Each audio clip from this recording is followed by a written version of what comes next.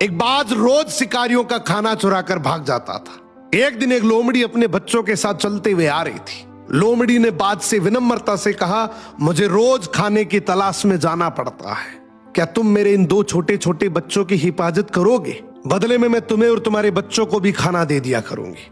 बाज बोला, ठीक है लोमड़ी बहन। लोमड़ी अपने बच्चों के साथ बहुत खुश रहती थी। एक दिन जब लोमड़ी खाने की तलाश में घर से निकली, उसके बच्चे बाहर खेल रहे थे। तभी बाज आया और लोमड़ी का एक बच्चा उठाकर ले गया। जब लोमड़ी लौटी तो उसने बाज से पूछा, मेरा एक बच्चा कहाँ गया? बाज बोला, पता नहीं, अभी थोड़ी देर पहले तो दोनों यहीं खेल रहे थे, शायद एक कहीं गुम गया होगा। लोमड़ी बहुत रोई।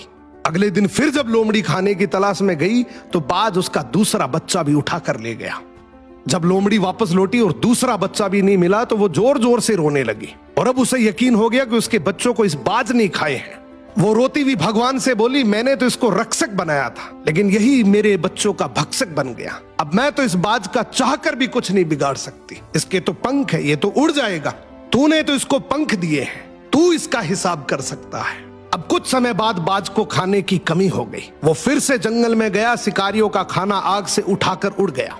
जलता हुआ खाना जब अपने घोंसले में लाया तो घोंसले में आग लग गई।